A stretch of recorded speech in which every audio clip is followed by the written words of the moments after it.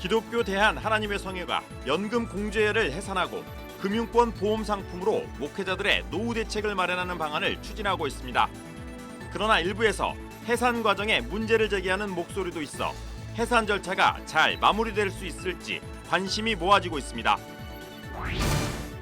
지난해 4월 고성, 속초 지역에서 발생한 산불로 모두 불에 탔던 속초 농아인교회가 새 예배당 건축을 위한 첫 삽을 떴습니다. 속초 농아인교회는 지역 장애인 선교의 새로운 통로가 될 것으로 기대됩니다. 설교 준비에 도움이 되는 통계 자료를 전해드리는 목회앤 데이터. 오늘은 우리나라의 미래 인구 변화에 대해 알아봅니다. 여러분 안녕하십니까? 1월 9일 CBS 뉴스입니다. 기독교 대한 하나님의 성회가 연금공제회를 해산하고 금융권 보험 상품으로 목회자들의 노후 대책을 마련하는 방안을 추진하고 있습니다. 그러나 일부에서 이 해산 과정에 문제를 제기하는 목소리도 있어서 해산 절차가 잘 마무리될 수 있을지 관심이 모아지고 있습니다. 오요셉 기자가 취재했습니다. 목회자들의 노후 대책 마련을 위해 지난 2005년 설립된 기독교 대한 하나님의 성회, 즉 순복음교단의 연금공제회가 본격적인 해산 절차에 들어갔습니다. 기아성 연금공제회는 기아성 서대문 총회와 여의도 총회, 예수교 대한 하나님의 성회 등 범순복음교단 소속 목회자 2천여 명의 연금을 통합적으로 관리해왔습니다. 하지만 지난 2016년 서대문 측 총회장을 지낸 박성배 목사와 연금공제회 이사장이었던 서상식 목사가 연금 자산을 담보로 83억 원에 달하는 거액을 불법 대출받은 사실이 드러나 사회적으로 큰 파장이 일었습니다. 두 사람은 각각 징역 4년형을 선고받고 복역 중입니다. 이 사건 이후 신수동 총회와 광화문 총회가 서대문 총회로부터 분리돼 나오는 등 내용을 겪었습니다. 이후 서대문 측과 통합을 이룬 여의도 총회는 지난해 열린 제68차 총회에서 연금재단 해산 권고안을 결의했고 그해 9월 연금공제회 이사회는 사실상 해산을 결정했습니다. 연금공제회는 현재 연금 불입금을 가입자들에게 돌려주는 환급 절차를 진행 중입니다. 개인이 납부한 금액은 원금 100%로 환급하고 교회가 부담한 연금 재원에 대해선 납부기간 등의 기준에 따라 총액을 가입자들에게 차등 분배하기로 했습니다. 연금공제회는 현재 2천여 명의 연금 가입자 중 약 70%에 해당하는 교육자들에게 환급을 완료했다고 밝혔습니다. 기아성 여의도 총회는 최근 하나은행과 목회자 연금 사업에 관한 업무 협약을 체결해 앞으로는 금융권 보험 상품을 통해 목회자들의 노후 대책을 마련하겠다는 계획입니다. 하지만 여의도 총회를 제외한 연금 가입 목회자들은 해당 내용에 동의할 수 없다며 반발하고 있습니다. 이들은 연금공제회 해산에 대한 안내를 제대로 받지 못하는 등 해산 과정이 일방적이었다며 긴 세월 연금을 납부해온 목회자들에게 적절한 보상 없이 원금만 돌려주는 것은 문제가 많다고 주장합니다. 연금은 전체 교육자도 포함이 되어 있지만 사실은 연금 가입된 분들에 대한 직접적인 문제들이라 그런 상황이 있습니다.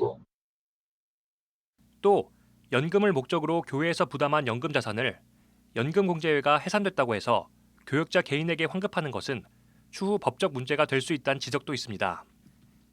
교회에서 내준 거기 때문에 교회에 결의를 통해서 받아내야죠. 나중에 그 부분이 결의를 통하지 않고 받아냈다. 그럼 그것도 나중에 문제가 되죠, 교회에서. 여러 가지로 복잡한 문제가 안고 있습니다.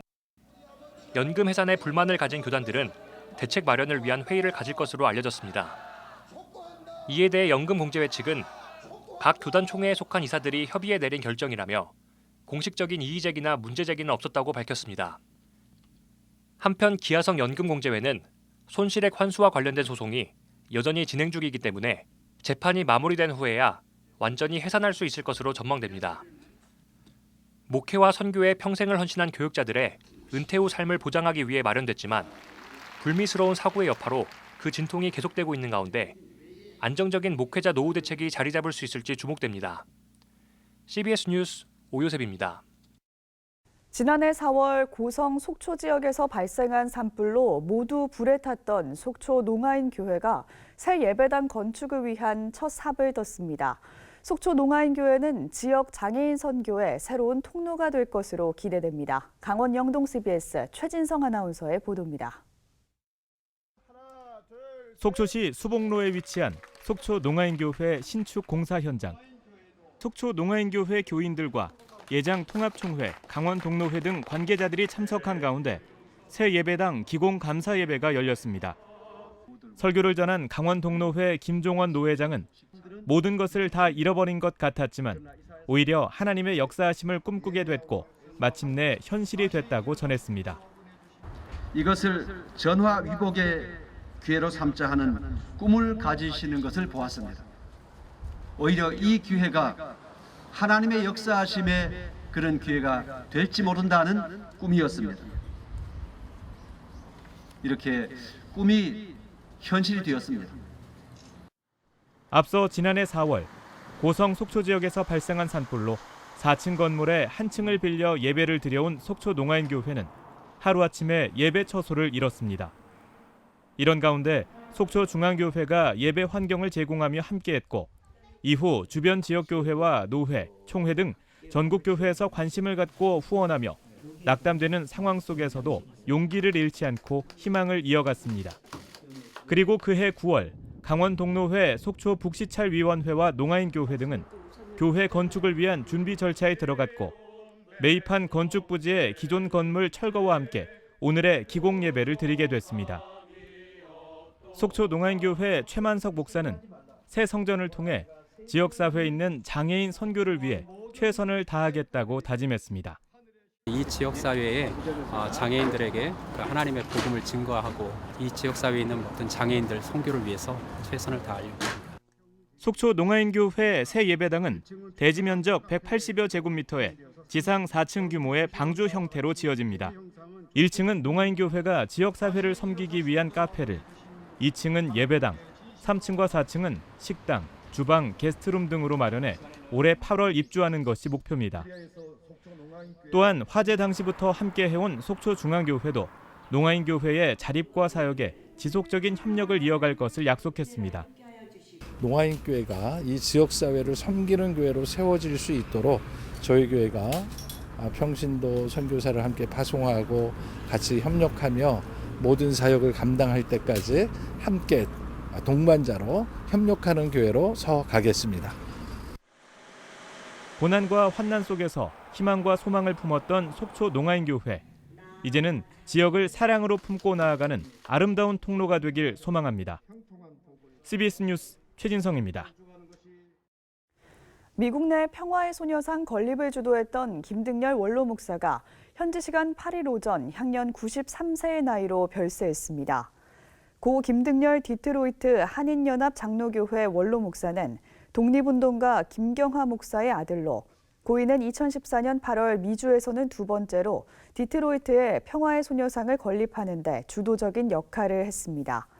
고인은 1953년 목사 안수를 받았으며 1971년 미국으로 건너가 디트로이트 한인연합 장로교회에서 목회하면서 미국 장로교 한인교회 전국총회 회장과 한영찬송가 출판위원회 위원장 등을 역임했습니다.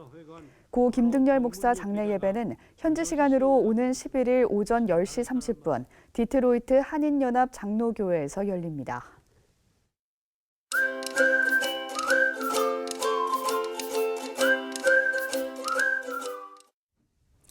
설교 준비에 도움이 되는 통계 자료를 들려드립니다. 목회앤데이터, 오늘은 우리나라의 미래 인구 변화에 대해 이야기 나눠보겠습니다. 목회데이터 연구소 김진양 부대표 자리했습니다. 어서 오세요. 네, 안녕하세요.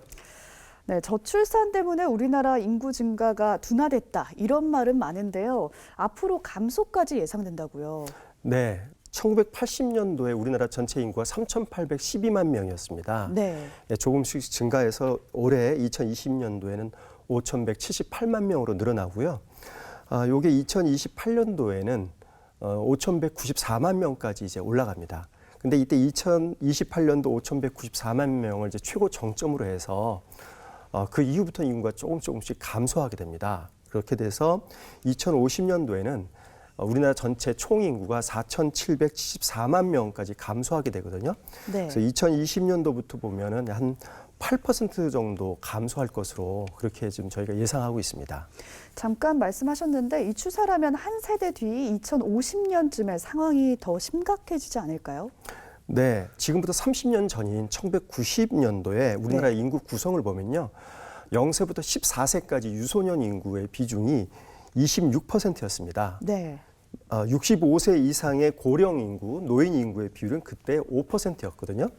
30년 후인 올해 2020년도에는 유소년 인구의 비율이 12%였고요. 고령 인구, 65세 이상의 고령 인구의 비율은 16%로 이미 우리나라는 14세 미만의 유소년 인구 비율보다 65세 이상의 노인 비율이 더 많은 사회가 되어버렸습니다. 이게 이제 앞으로 30년 후, 한 세대가 지난 30년 후에는 예. 유소년 인구가 9%, 고령 인구의 비율이 40%로 한 4배 이상 고령자의 비율이 늘어나게 되는 거죠. 굉장히 심각한 이제 그런 상황으로까지 진전될 것 같습니다. 예, 사실 오늘 리포트를 보면서 제가 가장 놀랐던 게 이 제목이었는데요. 50년 뒤 국민 2명 중 1명이 노인 이렇게 적으셨던데 정말 그렇게 되는 건가요? 네, 2067년도 인구를 좀 추정을 해보면 네. 2067년도에 65세 이상 고령층 비중이 우리나라 같은 경우에 46.5%가 됩니다. 약 2명 중에 1명이 65세 이상의 노인 인구가 된다는 거죠. 그래서 우리나라가 전 세계에서 노인 인구의 비중이 가장 큰 사회가 될 것으로 그렇게 예상이 되고 있습니다. 말씀하신 저출산과 또 고령화 문제가 한국 교회에도 영향을 끼치고 있을 텐데요. 어떻습니까? 이미 우리 교회에서 많이 봤지만 교회에서도 어린 학생들의 숫자가 점점 줄어들고 있습니다. 네. 예장 통합의 그 통계 수치를 보면요. 0세부터 19세까지의 어린 청소년들 교인 수가 2008년도에 57만 2천 명이었습니다. 이게 2017년도에는 37만 1,000명으로 무려 37%나 줄어들었습니다. 이만큼 인구 변화에 따른 교회의 어린 청소년들의 숫자도 인구도 그만큼 많이 감소되고 있는 것으로 그렇게 좀 나타나고 있습니다. 이렇게 말씀하신 인구 변화가 교회에 시사하는 점이 있다면 무엇이 있을까요? 고령화 사회가 되면서 점점 주일학교 학생 수가 줄게 되는 거죠. 네. 그렇다면 지금 주일학교 체제가 학교 체제에 맞춰서 돼 있습니다. 연령별로 세분화돼서 부서가 돼 있는 거죠. 유년부, 초등부, 소년부 이런 식으로요. 그렇죠. 근데 앞으로 인구가 감소가 되면 이 체제를 유지하기 힘들게 됩니다. 통합교육을 할 수밖에 없는데요. 이미 농촌이나 중소도시에 가면 중고등부가 나눠져 있지 않고 중고등부가 같이 있는 교회들이 많고요. 예. 아예 중고등부가 없는 교회도 농촌에 가면 많이 있습니다. 또 하나는 인구 증가가 감소되고 고령화가 되면 소득이 줄게 됩니다. 그렇게 되면 교회 헌금도 이제 줄 것으로 그렇게 예상이 되는데요. 예. 교회 헌금이 줄게 되면 교회가 지금까지 세웠던 예산 가지고 교회 운영이 어려워질 수도 있습니다. 이럴 경우에 교회 예산을 인구 감소에 맞춰서 새롭게 다시 짜야 되는 그런 과제도 있습니다. 이런 변화에 발맞춰서 교회 내부적으로도 같이 발맞추는 변화가 필요할 것 같습니다. 네, 오늘 말씀 여기까지 듣겠습니다. 지금까지 세상과 교회 흐름을 통계로 살펴봤습니다. 목회데이터 연구소 김진양 부대표 함께했습니다. 고맙습니다. 네, 고맙습니다.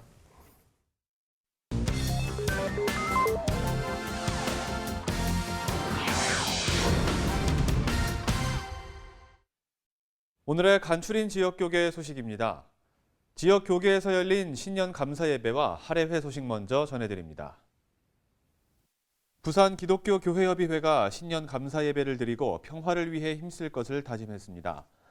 부산 기독교 교회협의회장 한성문 목사는 정의와 평화를 선택하면 하나님께서는 영원한 생명의 길로 이끌어 주신다며 지금은 담대함이 필요한 때라고 말했습니다. 제주시 기독교연합회는 2020 신년 할애회와 회장 이취임식을 가졌습니다. 이날 박영조 목사는 새해에는 말씀이 풍성하고 이상이 넘치는 새 시대가 되길 소망한다고 전했습니다. 이어진 이취임식에선 신임 회장 류정길 목사가 전임 회장 정종열 목사에게 공로패를 증정했습니다. 군산시 기독교연합회가 경자년 새해를 맞아 신년 감사예배와 할애회를 가졌습니다.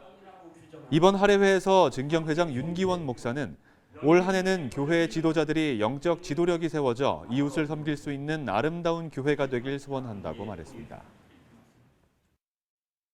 한국기독실업인회 CBMC 전남동부연합회가 정기총회를 열고 새 임원단을 선출했습니다. 전국주일학교연합회가 개최한 전국 어린이대회 소식도 전해드립니다. 한국기독실업인회 전남동부연합회가 정기총회를 열고 신임 임원단을 구성했습니다. 이날 신임 회장으로 취임한 제10대 김명근 전남동부연합회장은 전남동부연합회를 CBMC 정신에 충실하고 알찬 연합회로 만들기 위해 최선을 다하겠다고 말했습니다. 최선을 다해서 섬김으로써 동부연합회 각 지혜를 살리고 또 사업체를 살리고 가정을 살리는데 제가 최선을 다하려고 지금 생각하고 있습니다. 전국주일학교연합회가 주관하는 제42회 전국어린이대회가 전국에서 총 1,822명의 참가 신청을 받는 등 성황리에 개최됐습니다. 이번 대회는 성경 고사와 성경 퀴즈, 성경 암송 분야와 독창, 중창, 합창, 그리고 율동 총 7가지 분야로 나눠 진행됐습니다.